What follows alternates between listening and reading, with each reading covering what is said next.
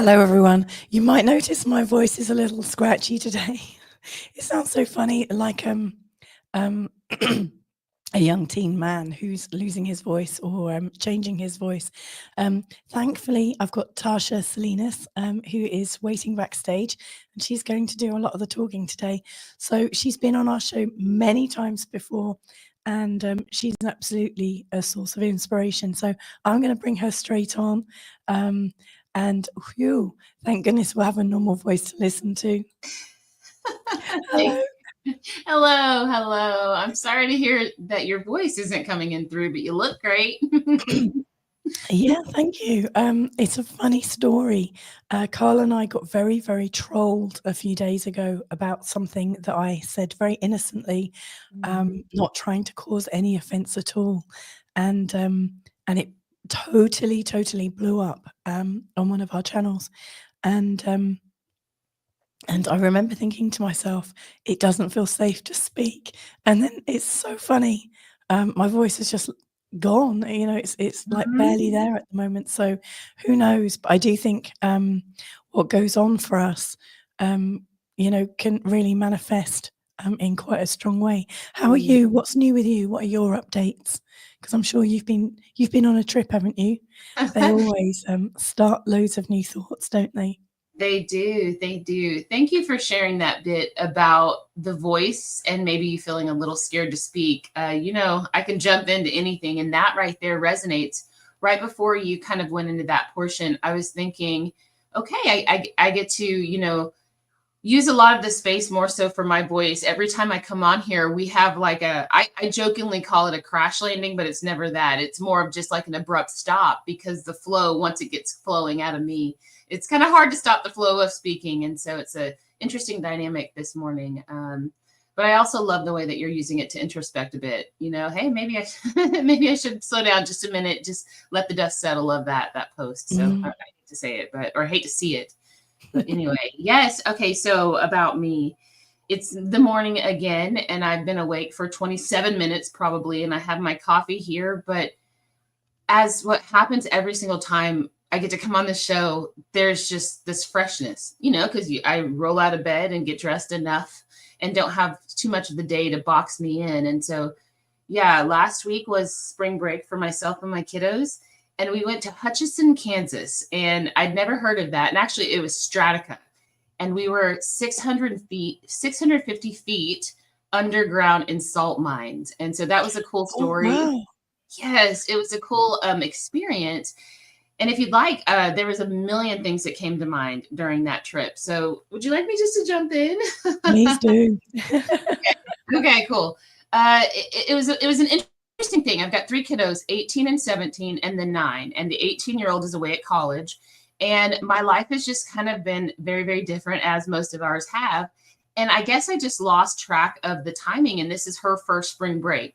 And so she was like, hey, what time are you going to come get me on Friday? And I was like, oh. So then I had to throw something together because, you know, I love spring break, you know, and this is her first time being away. And us having homeschooled them, like this was her first like experience. So she landed it back at the house for a week. And then my other son is 17. And then I have a 9-year-old. So I was like, what can we do?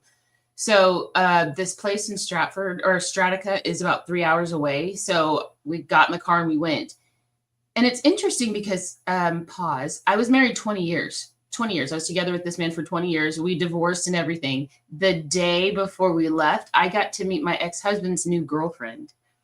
And they apparently have been... Oh, hang on. Run that past me again. I didn't hear that. Yeah.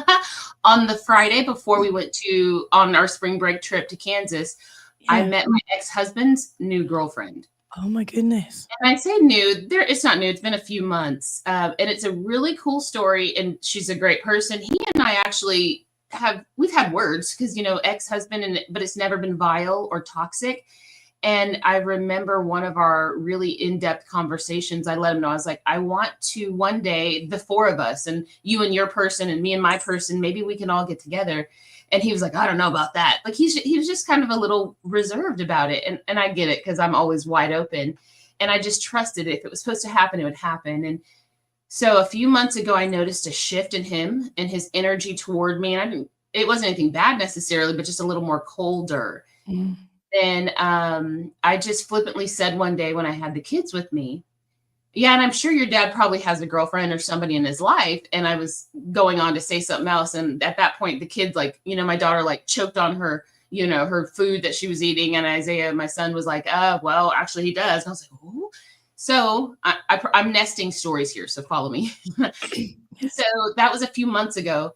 And probably about 6 weeks ago, he and I were at our parent teacher conference for our youngest. And I was like, oh, and by the way, I heard about your girlfriend. I would love to meet her sometime. And he was like, oh, okay. And he softened. And then probably a week after that, he was like, or maybe a couple of weeks after that, he was like, hey, on this date, she and I are spending time together and I'm bringing the kids to you. Would you like to meet her? And I was like, yes. So there was a lead up. But wait, there's more. But wait, there's more. So I met her on Friday. This past Friday, is it this past Friday? Friday before, the 14th of March. Our anniversary would have been the 13th of March. Oh my God. And on the 14th of March was our lunar eclipse. Yes. In my fourth house. Yes. And there's just a lot there. So anyway, I go and get so now I'm getting down to the granular level, updating about spring break and everything in the salt mine. So Thursday, the kids were still with him. And I was like, let me go ahead and mark this moment. Because Thursday was an anniversary of what would have been our anniversary. And I was okay. That day actually felt very nourishing to me, but I was very intentional with where am I at? How am I feeling? Because we're having a lot of energies with this eclipse building at that point and the anniversary. I go to the grocery store, I buy myself some flowers, and I immediately burst into tears right there in the grocery store. But there was no words or feelings to it. My body was just passing through this energy. Very interesting. And so I was like, I had no feelings to like hide it or whatever, but there were a few people that saw me. And I think there was one older woman who like sweetly smiled, and I felt that she saw me. So I check out and I leave and I come home, and it was a decent day. So Friday, I go get my daughter, and we had dust storms, like huge dust. No. They're calling them dust nados, right? Dust tornadoes and fires, wildfires, all these things. And I have to traverse this weather to go get my daughter to come back. We come back home. I mean, and there's like semis being flipped on their side because the winds were so strong. And I was like, this is Armageddon. Like here we are having all of these things in my life happening. So then we get home, and 15 minutes later, my ex pulls up with my sons and his new girlfriend. And I take a deep breath, and my daughter runs out and runs up to her and gives her a big hug. And I was like, and I had never seen anything like this. And I was like, how do I, I'm okay. And so they were outside getting out of the car. So I go outside and I was like, hello, all this, would you guys like to come in? So they came in for a minute, and it was very brief. They were maybe in my home for like 5 minutes, perhaps.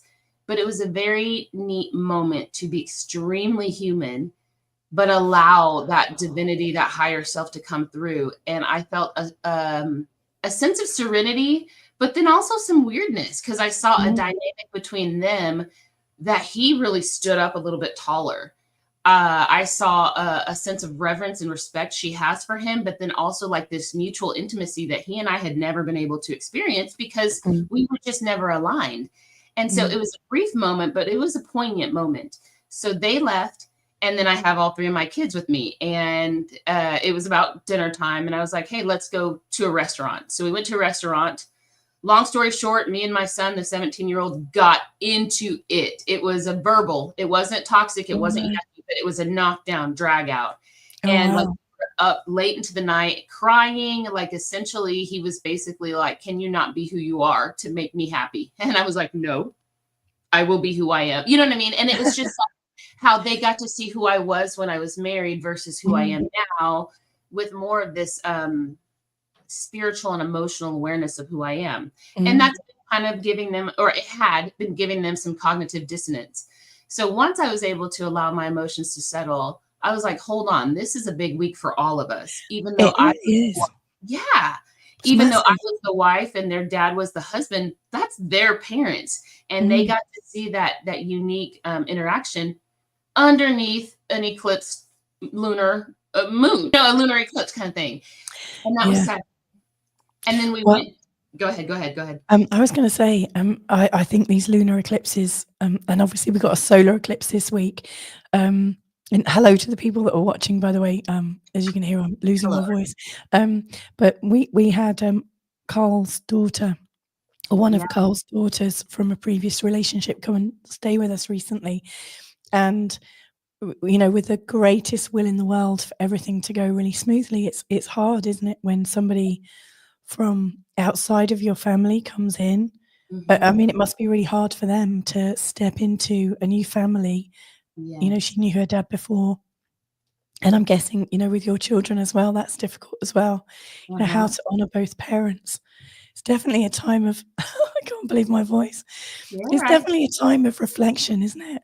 It is. It is. And it was interesting because she handled it like a champ, the new girlfriend. And I would say her name, but I want to just respect her anonymity. Yeah, But yeah. she was so, how do I say this? Everything I said, she's like, yes, of course, absolutely. Like she was open, but there was a little bit to her voice that you could tell she was nervous. She was trying to be likable. She wanted to be liked by you, didn't she? She did. And Yeah. she's not absurdly, but considerably younger than Jose or than my ex and myself.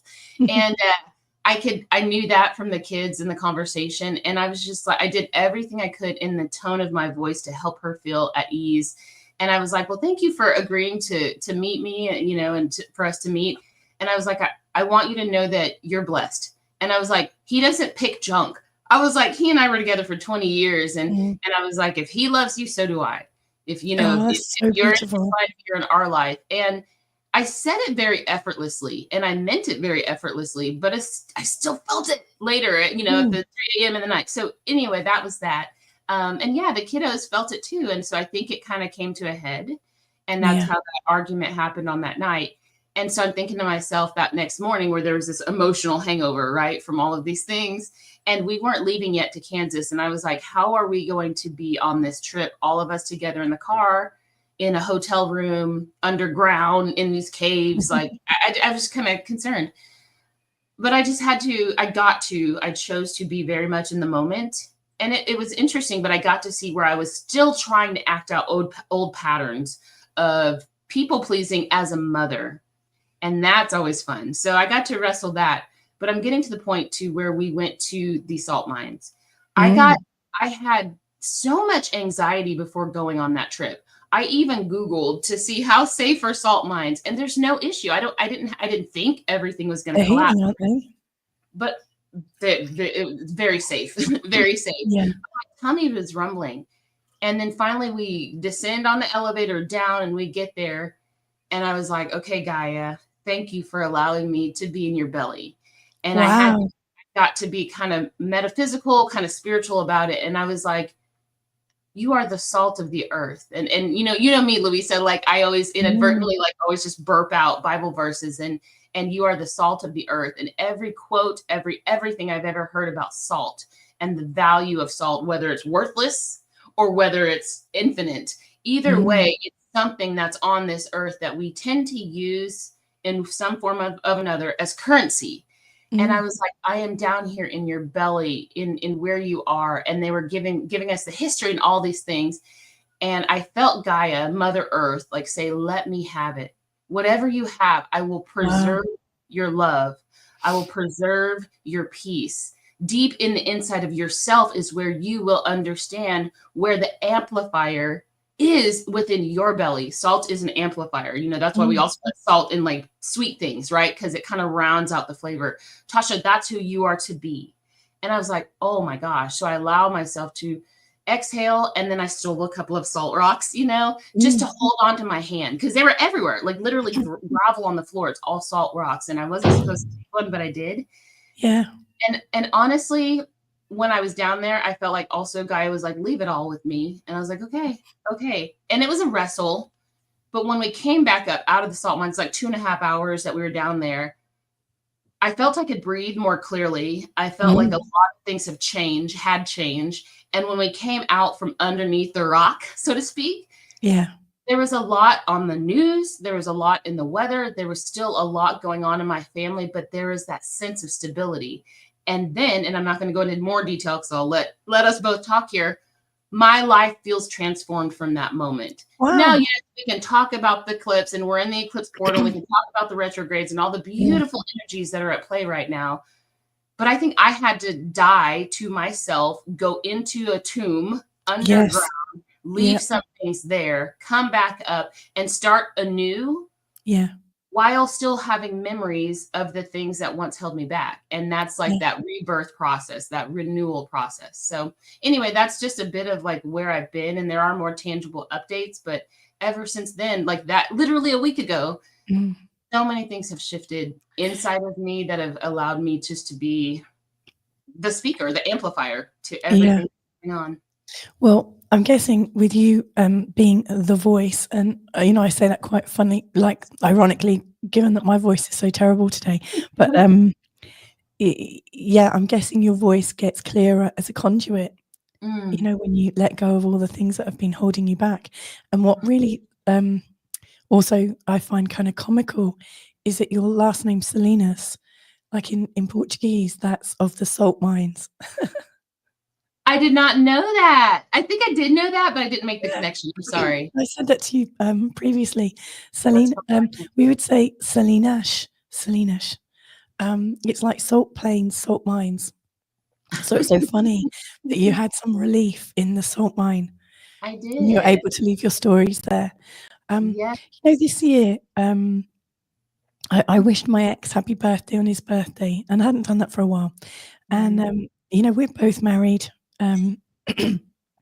but sometimes when things fall apart, um, there is some sadness, isn't there? If there's somebody you've invested a lot of time in. For me, it was just 11 years, not 20. Mhm. Um, but I'd never seen the woman that he'd married, and we'd stayed in really good friendship for a long time. Because he knows Nick. No, sorry, Nick knows Carl. Uh, Mhm. Freudian slip, and Yeah. and we stayed quite friendly for a long time. But when he met his new girlfriend, who's now his wife, all of a sudden that conversation really stopped.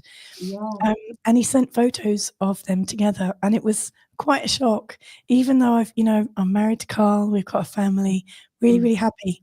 Seeing a face from the past really connects you into that Yeah. life that you could have had. Um, Yes. I mean, I have no problems at all, but it Mhm. was still a shock to see it. It was a real shock to the system, and I didn't know how to feel. So I really empathise with you when you were talking about not knowing what you were feeling exactly. It's Yeah. intense. Thank you for saying that. It is. It is intense. And our bodies have memory, like the cell memories, even if we are not having or choosing conscious memories or to access conscious memories, like the body doesn't ever forget. And I was proud of myself. I was Yeah. proud that my body didn't brace for impact, so to speak. And I'm proud that my heart didn't shelter itself, or that I sheltered my heart to meet this person. And I haven't told a lot of people. Now it's gonna be out. But one thing that a lot of people are like, ooh, I don't know how I would respond. I don't know how I'd Mm. respond. And I'm like, it's like we always hear, like, you don't know until you're in the moment. And so to have been able to feel the steadiness of my heart and to hear the words coming out of my mouth, it was a very embodied yet out of body experience, Yeah. because you're almost like speaking to the dreams that you've already mourned that never came true. And so it's almost like a continuation, a passing of the baton. And it's so weird to say it that way, but that's what it felt like. And the thing Mm. about it is with my ex, and I don't say this to be holier than thou. I say this because it was the only thing to unchain my heart.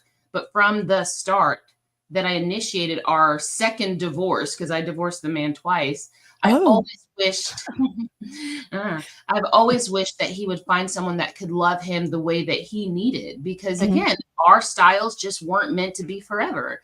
And Mm. I'm not saying they are or aren't, but the way she kept looking to him, and it could have been the age difference, and there was no height difference, but or even just the energetic deferring to him in a moment of her own uncertainty. I was like, Mm. he needs that. He deserves that respect. He deserves to be in the hetero relationship that Mm. they have. He deserves to be the steady Mm. male presence in that union, and it was so very prevalent.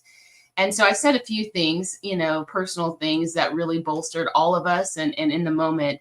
And then once they left, it was like, okay, chapter closed. you know, because there's never going to be a first girlfriend after the divorce. And we divorced 4 years ago. So this man has been on his own healing journey, you know. So anyway, yeah. Wow, that's an intense stuff. So what about the synchronicities? Because like whenever you and I get together, you know, there's always some kind of synchronicity, like not unlike the Salinas, your surname, and the fact that you've just had a healing experience in the salt mines. What else has been going on for you? Heaps of synchronicities. Really quickly, Salinas is my married name. It's actually really my ex-husband's last name is Salinas, and my children are a Portuguese name.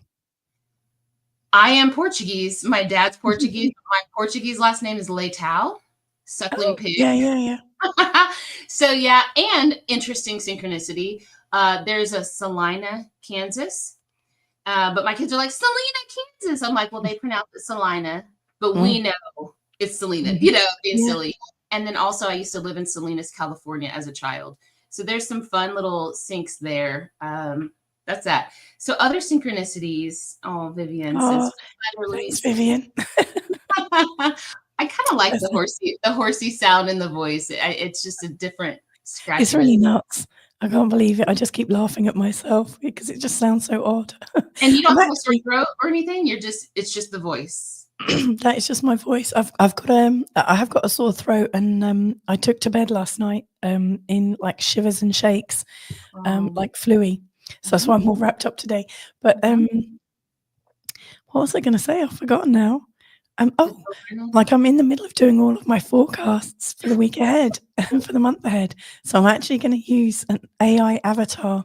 So I'm writing it all out at the moment, and I'm going to find a voice, like a sort of like English middle-aged woman's voice. Oh my goodness. And I'm going to see if I can AI my forecasts. Do it. Yeah, I think it could be quite good fun. I mean, it might be more popular than me. I mean, that would be fun, wouldn't it? I don't know if I'd say the that. AI version is more popular. You should find like a male voice that has a very distinct non-English sounding accent. I just have a sore throat, so don't mind my voice. And then you come in hot like this, like 89-year-old, I don't know, male voice. That sounds like great fun. Synchronicities. Oh, okay. Alignment. To your point earlier, when we let things go, we kind of open up a little bit more, like the channels open up, and you know, we know that's our process of evolution. But literally, once I ascended out of the cave, magical little things happen. And I'm just going to point out that there's one person that I inadvertently connected with before we actually went on this trip, that they were looking for a sound bowl and meditation practitioner for their event space that they were hosting. And, you know, they were like, hey, it's 15 minutes. I have $50 if you want to do this. And I was like, I'll do it. You know, I'm still looking for like a decent regular flow of income. So I was like, $50 for 15 minutes, I'll do it. Long story short, this is a soul family person. This is a soul family member. There are so many things that as we're speaking, they almost answer my question about their life. And their answer is much like my own. It's to the point where me and this person look alike. We speak alike. I have an affinity for Care Bears. I don't know if you remember that cartoon back in the 80s, but the Care Bears. Which Care Bear was your favorite one? I don't even know the names all that much, but it's always the image of them standing together and sharing their bellies, because I feel like that's light workers. I feel like that's us, you know, sharing our individual gifts, but it's the one that has the heart on the belly. Lionheart, is that the one? I can't remember what they're called. My sister would know for sure. Right. Everybody, we're all kind of like, who was it? But mine, for me, I kind of fancied myself as She-Ra. I was getting to She-Ra. There's something there. We're going to take a hard left turn and talk about these cartoons because I'm going to get there. But these Care Bear things. So I was wearing, when we first connected, I was wearing a Care Bear t-shirt, and the person was like, I can't believe you're wearing a Care Bear t-shirt. I was like, oh my gosh, I know, right? I'm so like an 8-year-old. And they're like, no, I have a Care Bear tattoo. And I'm like, what? And there's like all these weird little fun synchronicities. But what this person does is they lead a united, I don't even know the phrasing, but basically a spiritual center that they practice what I preach, so to speak. And I'm not religious. I'm extremely spiritual. I'm into consciousness. And the way that these people are basically expressing spirit is in community, and it looks similar to how we did in the church.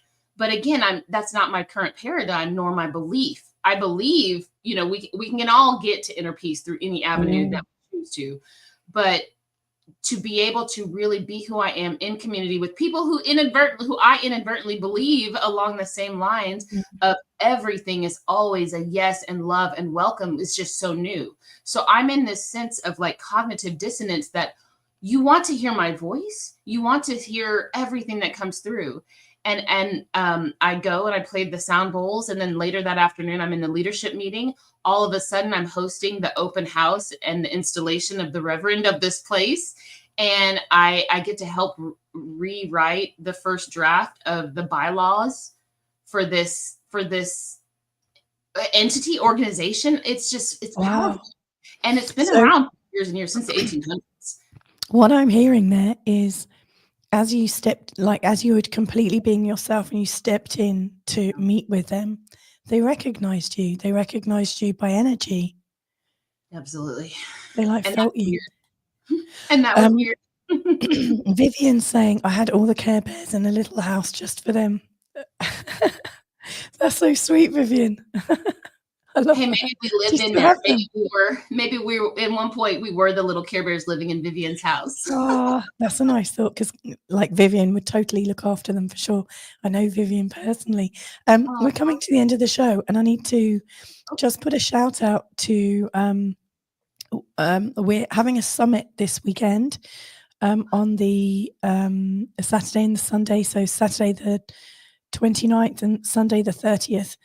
And it's free to join. All you need to do is go to www.newrealitytv.com and you can sign up for a free pass. But there's loads of talks and sessions. A lot of them are experiential.